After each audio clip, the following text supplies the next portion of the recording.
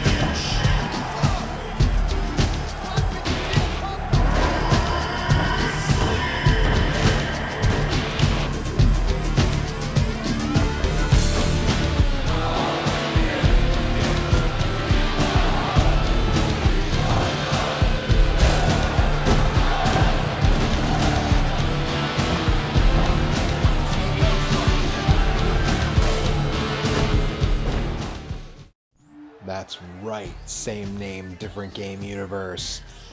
Joey Pink is here. That last episode on King of the Monsters 2, that was just the popcorn match.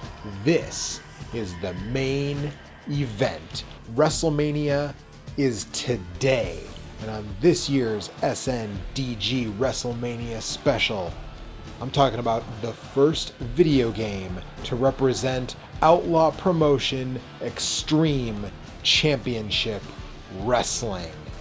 But before we get to the game, let's get started with a little history on the promotion itself.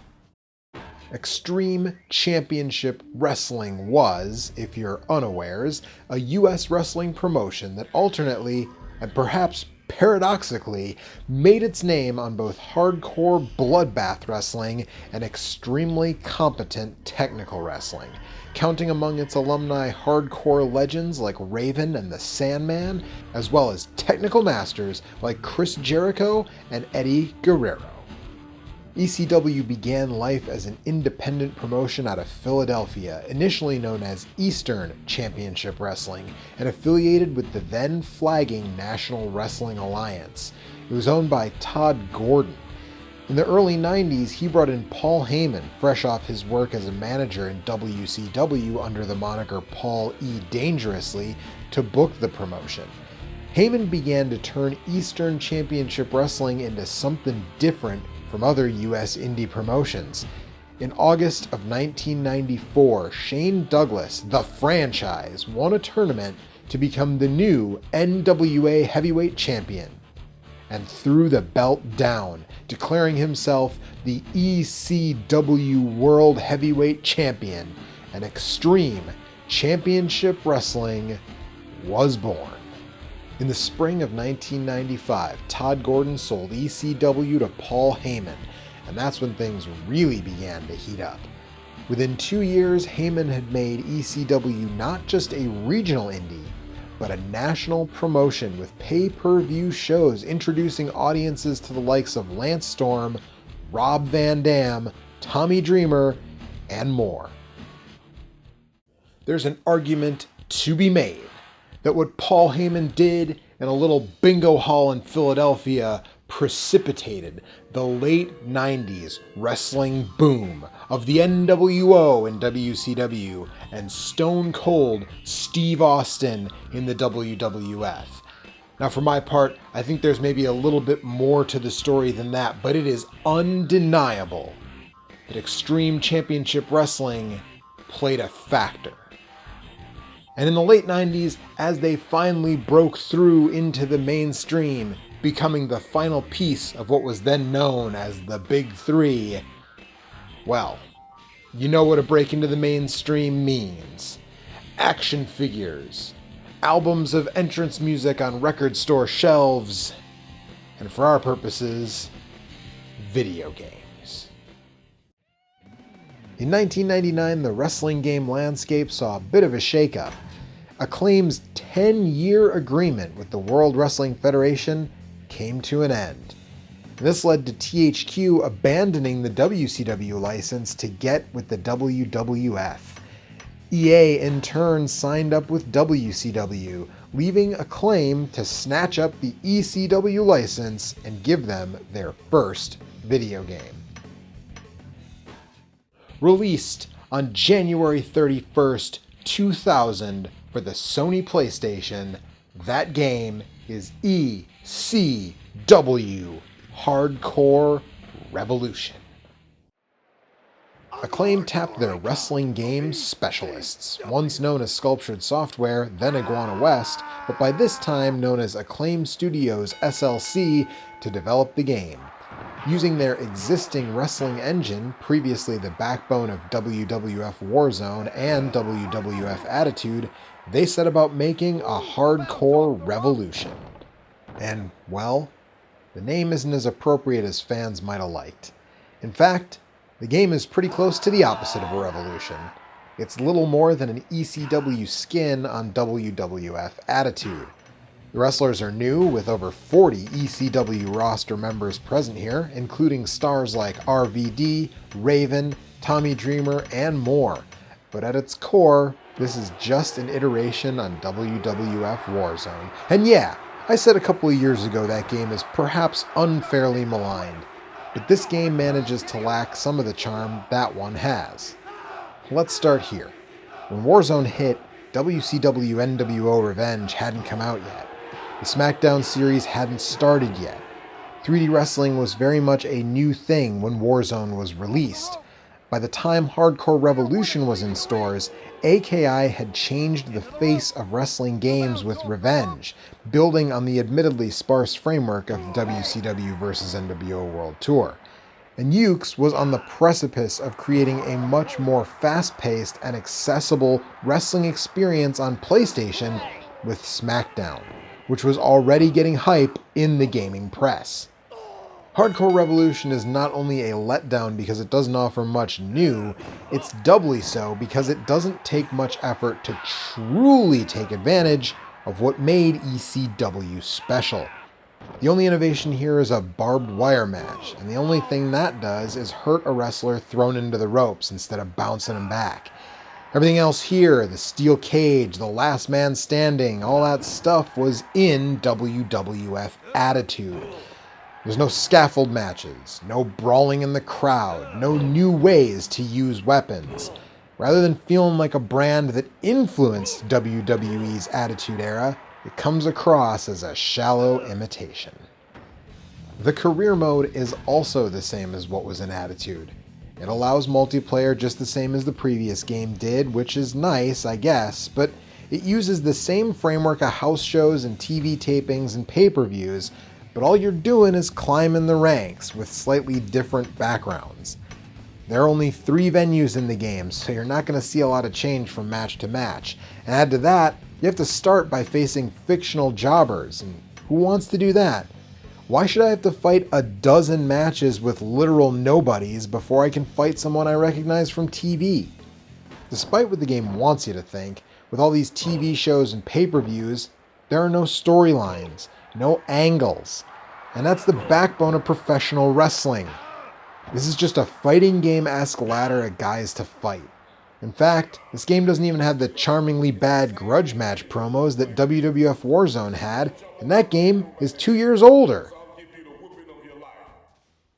You know, when all's said and done, ECW Hardcore Revolution feels unfinished. There's not a lot of commentary. There's not a lot of arenas. There's no actual ECW entrance music, only sound-alikes, and almost nothing new from WWF Attitude. But this is Acclaim we're talking about, and that wasn't going to stop them from pushing it out to all the systems of the day. So we turn our focus now to the N64. Everybody's favorite time, oh boy. RBD As I've said before, much has been made of Nintendo's decision to continue with cartridges during the 5th console generation, and as ever, the N64 version of this game suffers for it. Released just a couple weeks after the PS1 game, this one has less speech, worse quality music, no intro video. And this time, there weren't any additional modes like there were in Warzone. No additional hidden wrestlers, nothing to make up for the shortcomings. Unless you count the lack of load times. I said earlier the game feels unfinished, but with the N64, that really comes to the fore. The sound is really wonky here, with moments of matches being absolutely silent. No wrestler voices, no Joey Styles on commentary, no crowd sounds, just silence. Oh, I've heard people be critical of matches before by saying you could hear a pin drop, but you literally could hear a pin drop. How is that possible?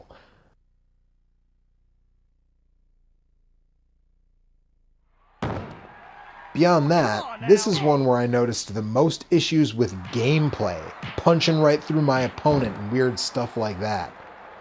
I have to give it some credit. It's got better music and clearer voices than the N64 version of Warzone. But come on, that's faint praise. With 2 years of additional time, that's what we expect. We also expect to see some gameplay improvements, which are sorely missing here. So the N64 falls flat. Now let's call the Dreamcast down to the ring and see how it fares. Well, this is a little more like it on the Stick-a-Maniacs. Released about a week after the PS1 and a week before the N64 version, this one offers a better looking opening video and better looking in-game graphics. Everything is cleaner, despite this being one of the few games incompatible with the Dreamcast VGA mode. And it doesn't seem to have any of the wonkiness that's exclusive to the N64 game. You know, just the regular amount of wonkiness that the PS1 version had. Well, except for the controls. You see, the Dreamcast controller doesn't quite have enough buttons for this game, so you have to use the analog stick, not to move your wrestler, no, you do that with the D-pad, but to climb the turnbuckle and exit or enter the ring. And I mean, there's not a lot else to say about this one. Like the N64, it does not have additional match types or wrestlers as compared to the PS1. It just looks better. Which, sure, that's a win, but given how much more power the Dreamcast had than the PS1, it looks better, ain't exactly setting the bar high. But that's where we're at. You know, Acclaim was known in their day for making a lot of bad games, and I think it's fair to cast them as the heel, because it's pretty clear that what they were doing is taking talented developers, like Rare for example, and just not giving them enough time to work on something truly great. That's pretty clearly what happened here, where they took the former Sculptured Software and had them working on 3 games at once, with just enough time to slap an ECW coat of paint on an existing WWF game. So let's shift our focus now to talk about another talented developer that Acclaim worked with, as we call down to finish out this 4-way dance, the Game Boy Color version. Released later in 2000 and developed by Crawfish Interactive, who I admittedly unfairly maligned in the Warzone episode of this show, this version is, well, it's absolutely head and shoulders better than the Game Boy Warzone, but I'm still not sure I'd call it good. I mean, it plays like a vastly improved version of that game in a nice change of pace. The roster, of course, is drastically reduced, from consoles having over 40 down to 10 on the GBC, but it retains the cream of the crop, with stars of the day like RVD, Raven, Tommy Dreamer, Jerry Lynn, Mike Awesome, and more. The problem is that they all have the exact same moveset with the exception of their individual finishers. But the controls are pretty easy to get a hang of, with the A button punching and grappling, and the B button kicking. Once you're in a grapple, any button and a direction will do a different move. You can go in and out of the ring and use weapons, and they even put in a barbed wire match, even if it's still just a match where an Irish whip does damage now. Also, unlike Warzone on the Game Boy, Hardcore Revolution on Game Boy Color has characters that actually look considerably different from one another, and at least kinda look like their real-world counterparts. Now we know that Crawfish could do extraordinary things with the Game Boy Color, just look at Street Fighter Alpha. But this goes back to what I was saying about not having enough time or resources because of restrictions from the publisher. So we get a game that, again, is an improvement on an earlier work, but still gets tedious pretty quickly. And you have to go through 18 matches to beat the game, which honestly seems more like a test of endurance than of skill. You know, all that being said, this is probably the best wrestling game on the Game Boy Color. Not that there's a lot of competition, but still, we've got all our entrants in our Four Corners match, so let's go ahead and do like we always do, and take a look and a listen side by side. I'm the hardcore icon of ECW. Ah!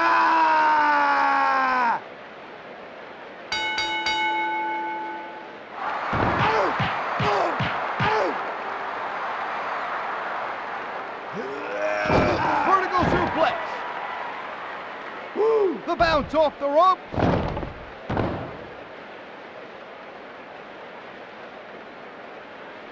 Oh, come on now. Ah! Ah! Baby! Ha-ha!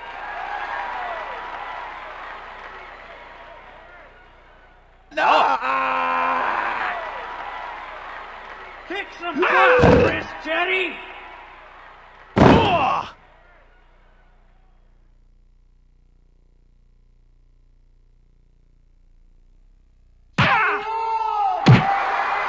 Suplex. Oh! Northern Light suplex. Oh, come on now. Player 2 standing there, Dave. Ow!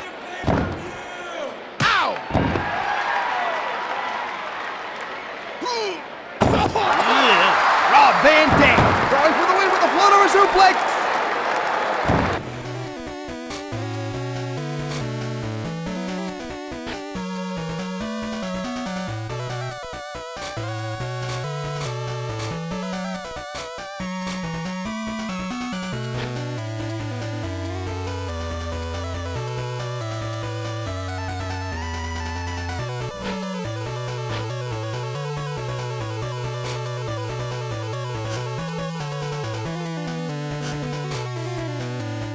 One more time for the people in the cheap seats.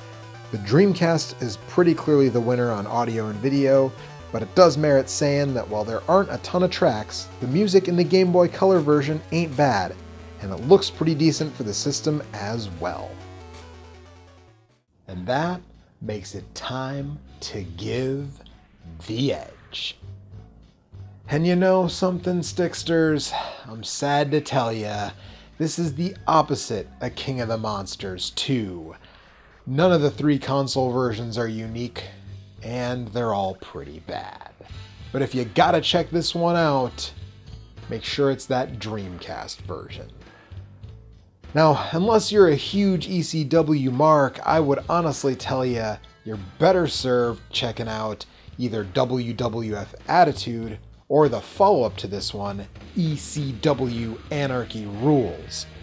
Hey, the silver lining though, if you're in need of a portable grappler, like I said, the GBC version is probably the best one on that system. But it ain't a patch on Fire Pro Wrestling for the Game Boy Advance. And you know, if the morbid curiosity just gets the best of ya, I got good news. All 3 of these, like a lot of other wrestling games, are dirt cheap. You shouldn't pay more than $10 for any one of them in pretty good condition to boot. And that would normally be it. But unfortunately, this story doesn't have a happy ending, as most of you probably know. Less than a year after this game was released, ECW aired their final televised show, Guilty as Charged 2001. Later that year, WWE acquired the rights to ECW and their video library. They would resurrect the brand in 2006, but it was just a shadow of its former self, and now it's just the memories. Take heart, though. I'm pretty sure Paul Heyman's doing all right for himself these days. And most of the wrestlers from ECW landed on their feet in one way or another. As for me, that's another year, folks. So we'll see you next year for the 10th annual Same Name, Different Game Wrestlemania special. And until then, I'm Joey Pink, and the pleasure was all yours.